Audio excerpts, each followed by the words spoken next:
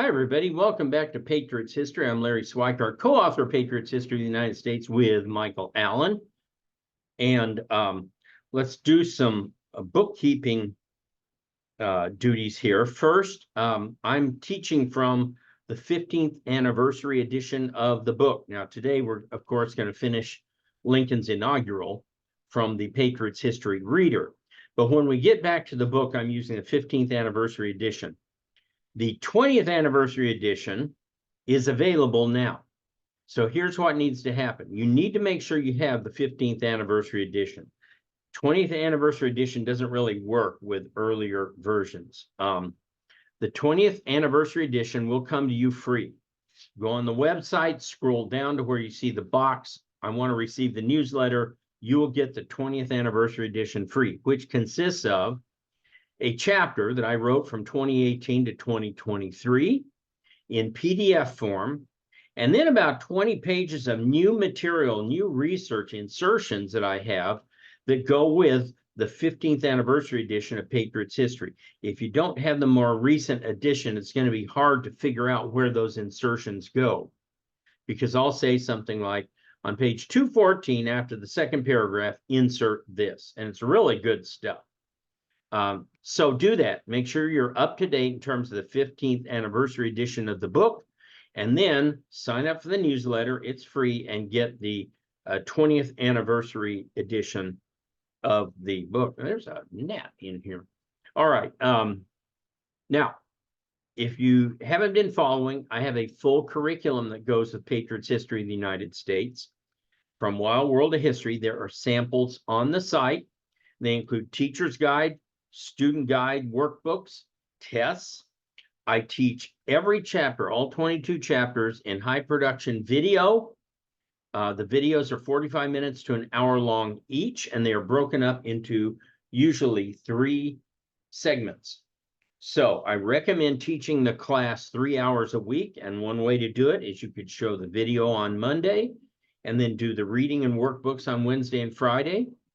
The videos somewhat, for the most part, recapture what's in the chapter, but I also include some new material or new explanations. Another way to do it, though, on 3 hours a week instruction time, is to show 15-20 minutes of video till it takes a natural break, and then do the reading and workbooks. It's a year-long course. First semester goes up to Reconstruction by Christmas. Second semester starts with the Wild West and goes up to President Trump by May. There's no license to expire. Use it with as many kids as you need. And look, if you don't finish the class by May, no big deal. It's yours. You've got it for an extra 2 weeks, 2 months, 2 years, whatever you want. So check it out. Also, I have a full world history course that goes from 1775 to the present, and that's in 15 units, larger units, with longer videos, 15 videos, and it's great stuff. I mean, we got all the big names in history, Churchill and Marx and you know, Stalin and Roosevelt and Reagan, and they're all in there. So take a look at that. All available at wildworldofhistory.com. And a little warning, our prices are going up June 1st.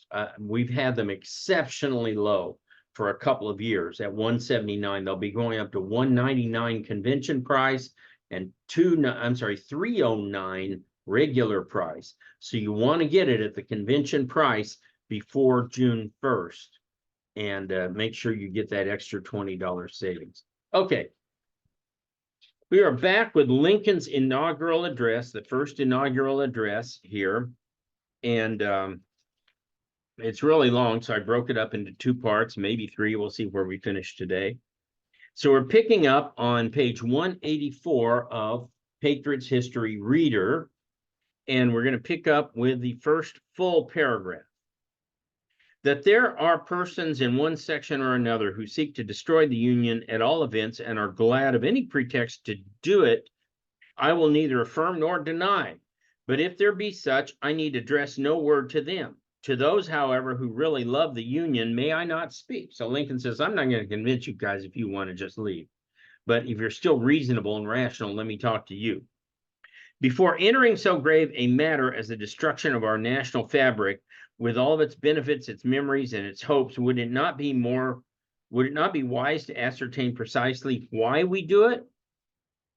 Will you hazard so desperate a step while there is any possibility of any portion of the ills you fly from have no real evidence? Will you, while all the certain ills you fly to are greater than all the real ones you fly from, will you risk the commission of so fearful a mistake? All profess to be content in the Union if all constitutional rights can be maintained. It is true, then, that any right plainly written in the Constitution has been denied? I think not. Happily, the human mind is so constituted that no party can reach to the audacity of doing this. Think, if you can, of a single instance in which a plainly written provision of the Constitution has ever been denied. If by the mere force of numbers a majority should deprive a minority of any clearly written constitutional right, it might, in a moral point of view, justify revolution. Certainly would if such right were a vital one, but such is not the case. All the vital rights of minorities and of individuals are so plainly assured to them by affirmations and negations, guarantees and prohibitions in the Constitution that controversies never arise concerning them. Well, hold on one second. That's not exactly true, because the definitions of what the Constitution said were different in the different sections. So let's keep going. But no organic law can ever be framed with such a provision specifically applicable to every question which may occur in practical administration. No foresight can anticipate, or any document of reasonable length contain express prohibitions for all possible questions. Shall fugitives from labor be surrendered by national or by state authority? Constitution does not expressly say. May Congress prohibit slavery in the territories? The Constitution does not expressly say. Must Congress protect slavery in the territories? The Constitution does not expressly say. From questions of this class spring all our constitutional controversies, and we divide among them into majorities and minorities. If the minority will not acquiesce, the majority must, or the government must cease. There is no other alternative, for continuing the government is acquiescence on one side or the other. If a minority in one case will secede rather than acquiesce, they make a precedent which in turn will divide and ruin them. What he's saying is very true. Hey, if you're going to let 7 states secede over slavery, what's to keep one of the 7 from seceding from that group over some other issue? It goes on and on and on. For instance, why may not any portion of a new confederacy a year or two hence arbitrarily secede again, precisely as portions of the present union now claim to secede from it? All who cherish disunion sentiments are now being educated to the exact temper of doing this. Is there such perfect identity of interests among the states to compose a new union as to produce harmony and only prevent renewed secession? Plainly, the central idea of secession is the essence of anarchy, a majority held in restraint by constitutional checks and limitations, and always changing easily with deliberate changes of popular opinions and sentiments, is the only true sovereign of a free people. Whoever rejects it does of necessity fly to anarchy or to despotism. Unanimity is impossible. The rule of a minority as a permanent arrangement is wholly inadmissible. So that rejecting the majority principle, anarchy or despotism is some form of all that is left. In other words, you guys who are now seceding, what you're asking is that a minority of the people, and certainly a minority of the states also, would try to control all behavior of all of the United States of America. And Lincoln says that's just wrong. So what you're asking is going to either result in despotism, the rule of the many by the few, or of anarchy, the rule of everybody by mobs. I do not forget the position assumed by some that constitutional questions are to be decided by the Supreme Court, nor do I deny that such decisions must be binding in any case upon the parties to suit as to that object of that suit, while they are entitled to a very high respect and consideration in all parallel cases by all other departments of the government. And while it is obviously possible that such decision may be erroneous in any given case, still the evil effect following it, being limited to that particular case, with the chance that it may be overruled and never become a precedent for other cases, can better be borne than could all the evils of a different practice. In other words, he's saying we can live with a bad Supreme Court decision better than we can live with secession.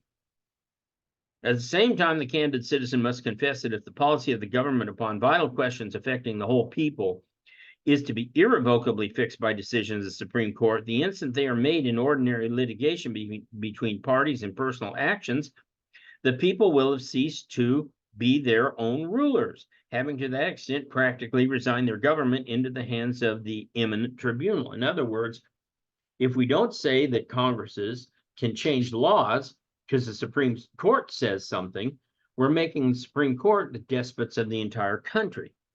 Nor is there in this view any assault upon the court or the judges. It is a duty from which they may not shrink to decide cases properly brought before them, and it's no fault of theirs if others seek to turn their decisions to political purposes. In other words, he's saying we can't really blame the court. They're going to do what courts are going to do. I think he could have added here, but a new court may come along and change that decision, as many have. One section of our country believes slavery is right, not to be extended, while the other believes it is wrong and ought not to be extended. This is the only substantial dispute. The Fugitive Slave Clause of the Constitution and the law for the suppression of foreign slave trade are each as well enforced, perhaps, as any law can ever be in a community where the moral sense of the people imperfectly supports the law itself. This, I think, cannot be perfectly cured and would be worse for both cases after the separation of the sections and before. The foreign slave trade, now imperfectly suppressed, would be ultimately revived without restriction in one section, while fugitive slaves, now only partially surrendered, would not be surrendered at all in the other. So he's saying, hey, if we go along with secession, the slave trade will be revived. You're going to get a whole bunch of new foreign slaves brought in, but at the same time, the North isn't going to enforce any fugitive slave laws, and therefore you will get a torrent of slaves escaping to the North. So he says it's bad in both cases. Physically speaking, we cannot separate. We cannot remove our respective sections from each other, nor build an impassable wall between them. A husband and wife may be divorced and go out of the presence and beyond the reach of each other, but the different parts of our country cannot do this. They cannot but remain face to face, and intercourse, either amicable or hostile, must continue between them. Is it possible then to make that intercourse more advantageous or more satisfactory after the separation than before? Can aliens make treaties easier than friends can make laws? Can treaties be more faithfully enforced between aliens than laws among friends? Do you go to war you cannot fight always? And when, after much loss on both sides and no gain on either, you cease fighting, the identical old questions as to terms of intercourse are again upon you. So he says, so you go away and we have a war, and what if neither side wins the war? We're going to be right back where we started. This country with its institutions belongs to the people who inhabit it. So Lincoln now is getting down to the nub of this. The nation is the people, not the states. And folks, that's what Jefferson said in the Declaration of Independence. He said the people of these different states are the ones seeking independence. And this was confirmed again in the preamble of the Constitution, which said, we the people, not we the states. Now, there are some libertarian types out there that want to argue that. It is really not arguable. Jefferson said it, Madison said it, Washington said it, they all said it. That was what the country was based on, the people.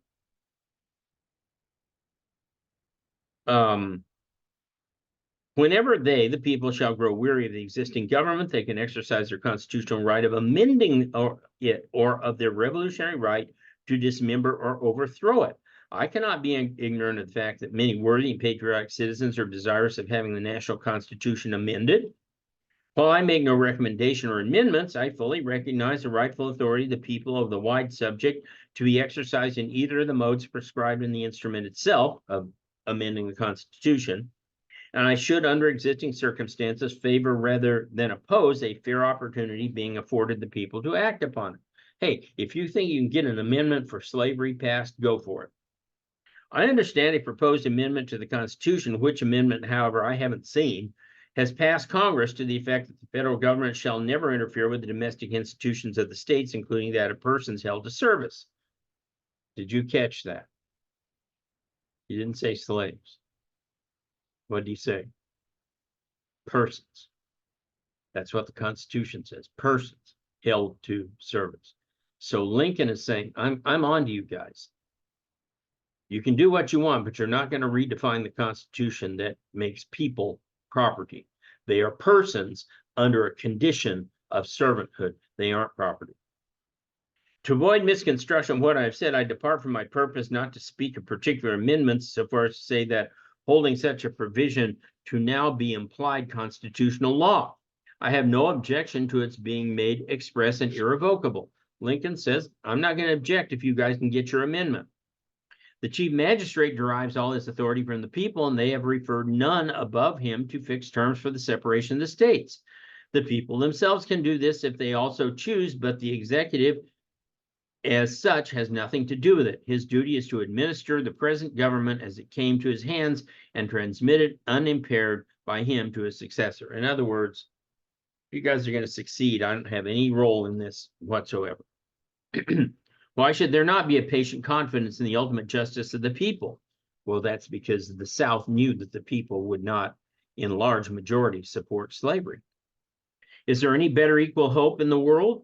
In our present differences, is either party without faith in being the right? If the almighty ruler of nations with his eternal truth, that would be God, and justice be on the side of the North or yours on the South, that truth and that justice will surely prevail by the judgment of this great tribunal of the American people. Again, he's saying, hey, you know, guys, if this is really right, if having slavery is really right, we'll know. God will let us know. By the frame of government under which we live, this same people have wisely given their public servants but little power for mischief, and have with equal wisdom provided for the return of that little to their own hands at very short intervals. While the people retain their virtue and vigilance, no administration by any extreme wickedness or folly can ever seriously injure the government in such short spaces of 4 years. And I would say he don't know Joe Biden very well, do he? My countrymen, one and all, think calmly and well upon this whole subject. Nothing valuable can be lost by taking time. If there be an object to hurry any of you in hot haste to step which you would never take deliberately, that object will be frustrated by taking time, but no good object can be frustrated by it. In other words, take your time. Such of you are now dissatisfied, still have the old Constitution unimpaired, and on sensitive point, the laws of your own framing under it. Excuse me. Well, the new administration will have no immediate power, if it would, to change either. If it were admitted that you are dissatisfied, hold the right side in dispute, there still is no good reason for precipitate action. Intelligence, patriotism, Christianity, and a firm reliance on him who has never yet forsaken this favored land are still competent to adjust in the best way all our present difficulty. In your hands, my dissatisfied fellow countrymen, and not in mine, is the momentous issue of civil war. The government will not assail you. You can have no conflict without being yourselves the aggressors. You have no oath registered in heaven to destroy the government, while I have the most solemn one to, quote, preserve, protect, and defend it, unquote. I am loath to close. We are not enemies, but friends. We must not be enemies. Though passion may have strained it, it must not break our bonds of affection. The mystic cords of memory stretching from every battlefield and patriot grave to every living heart and hearthsome shall all over this broad land will yet swell the chorus of the Union when again touched, as surely they will be, by the better angels of our nature. So there it is. Lincoln appeals to logic, to the Constitution, to our institutions, to God, to common sense if you just give it time to work. And then the South seceded. All right, I will see you guys back here on Friday.